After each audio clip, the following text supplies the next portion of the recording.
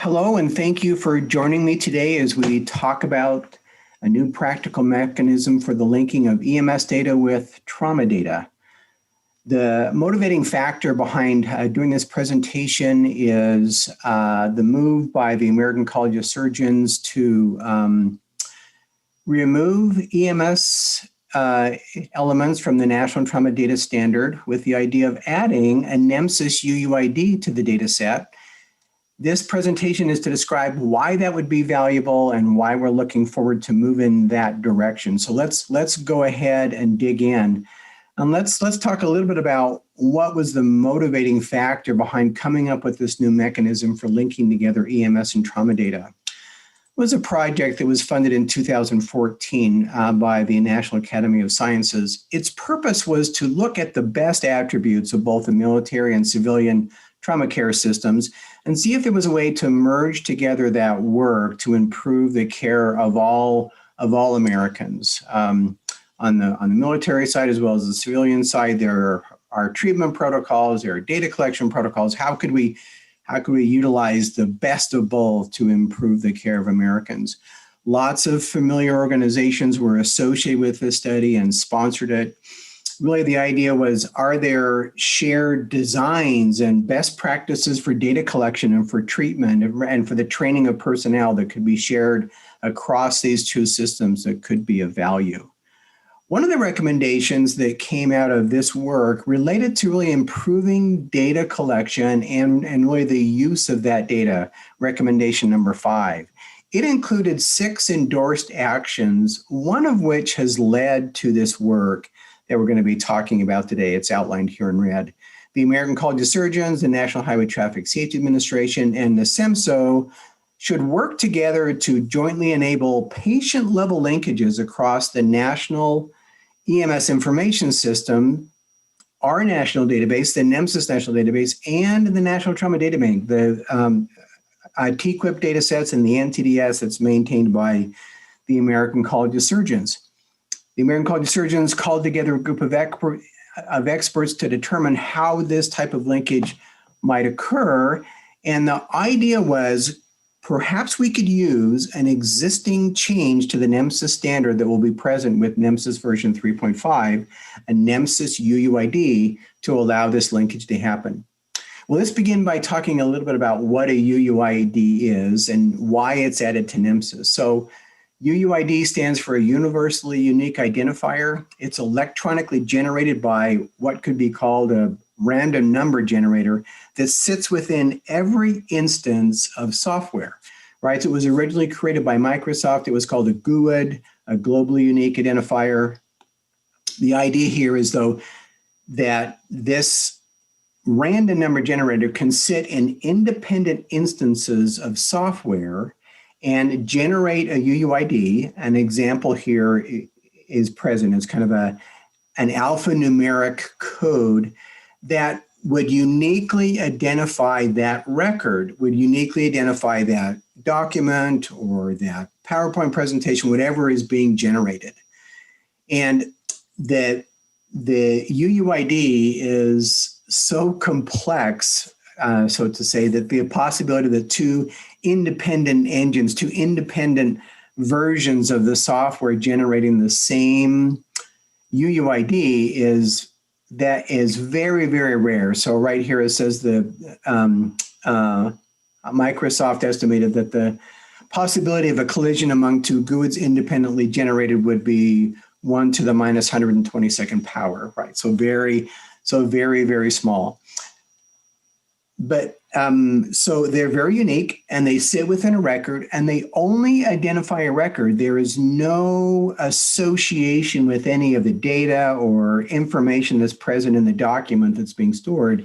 It's just recognizing that document. So how does NEMSIS utilize a UUID, and why was it added to NEMSIS 3.5?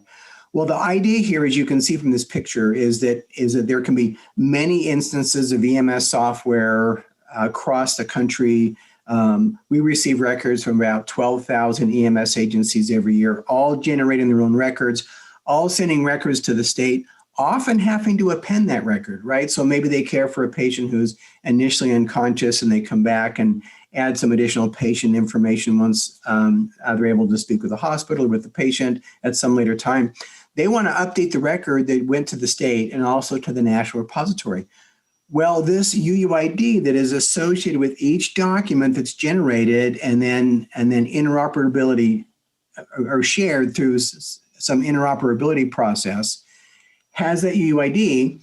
And if you update a record, you could resend that record to the state or to the national level. And based on that UUID, it would update an old record with the new information.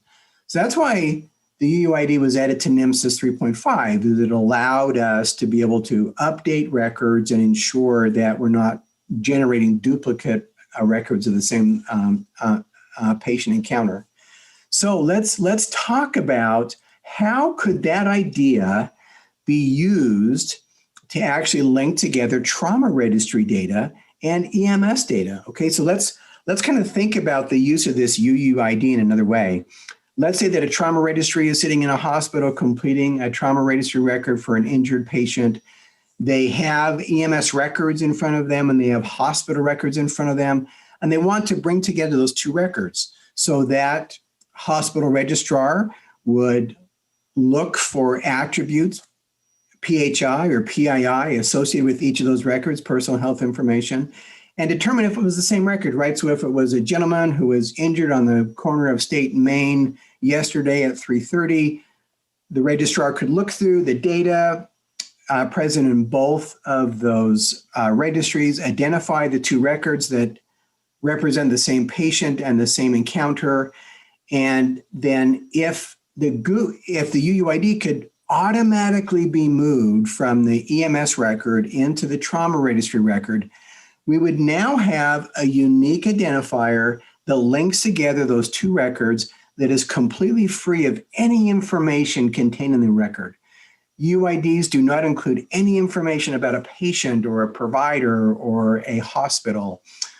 That would be a process whereby we could ensure that there was a unique identifier in both records at the hospital, and when that information is shared with state repositories, in that repository, there could be a unique identifier between the two records in those independent data sets. And if the UUID was to travel with the submission of that record to NEMSIS or to the National Trauma Data Bank, then that unique identifier could even be used to bring together those two records without the use of any PHI at the national level. So let's perhaps look at a kind of a figure that kind of walks us through that to better understand that. So here as we talked about, you have a patient that has an EMS record and has a hospital record. A trauma registrar utilizes all the personal health information that's present in each of these records to identify, hey, this was the gentleman injured on the corner of State and Main in a car crash. So I want to bring that data together for these two records. If that UUID was to automatically pass into the trauma registry record, then when that data, as we mentioned, is transmitted to the state, both the trauma data and the EMS data, that UUID now exists in both registries for that, in both records in each of the registries, so that it could be used to link those together, reducing the need for probabilistic linkage and for other very expensive and complex mechanisms for bringing together two records with semi-identifiable information. This process provides a very distinct, unique measure that can be used. If that UUID passes in a limited data set up to the National Trauma Database, TQIP, or to the NEMSIS database, then yeah, even at the national level, we could link together the EMS record and the trauma registry record for the same patient. How great would that be? So that's the idea behind this process. Clearly, when you saw that UUID, it's a very complex alphanumeric value. It cannot be like cut and pasted by the registrar into the trauma registry record. They can't be required to abstract that number. It needs to automatically pass like under the hood of the software from the EMS record into the trauma registry record. So the software vendors would need to ensure that happens. Well, what would be the value? Let's talk about the value of being able to do this, right, in this way. Well, as we all know, many states and at the national level, we try to bring together EMS data and trauma registry data to better evaluate the care that's provided to injured patients in this country. But those data sets by design sit in silos and by design do not often contain personal identifying information, so that probabilistic linkage is used that has very semi-unique values and tries to bring together records. The value of having the UUID is there's no intrinsic relationship between that UUID and the patient, a provider, a hospital, or a state. So any of those the sex of the patient, the race of the patient, the time that the patient was injured, all those things that semi-identify a patient, you don't even need that. This is a value that has no intrinsic relationship to any part of the event. So that's the value that's added in regards to privacy. What about accessibility? So think about this. How great is this that the same mechanism of linkage is used at the hospital, at the state, and at the national level? It's all the same unique link, ensuring that there's great consistency, and it's a very unique value that allows for a trusted link between those two records. Technically, it's much more simplistic. It's much more straightforward than kind of the accuracy issues and the complexity issues that are associated with probabilistic linkage. This becomes a very consistent process that could be used across the entire nation. The quality is also improved, right? Because it's a very unique measure. You don't need to rely on semi-identifiable information to try to probabilistically link two records together. There's great reliability in this process. And as mentioned here in the second bullet, if the value is moved electronically using the software from the EMS record into the trauma registry record, you lose all the possibility of an inappropriate match due to some human intercession trying to write down the UUID value. That just would not be possible. How about in regards to cost? Well, you can see how this would be a really cost savings for states and even at the national level, right? Because all of the work, resources, and time that go into trying to probabilistically link two records together, assess that linkage, determine whether it's good, whether it's not good, all those resources used for that process could be greatly simplified with the use of a UUID. Politically, this is a different idea, right? We need to work with states, we need to work with hospitals and with our federal partners at the national level to understand that this is a truly completely free of PHI mechanism for sharing data. It clearly should not be mandated, right? We need to leave the ability for states to opt out until they completely understand the process and understand how this would work and what the value would be.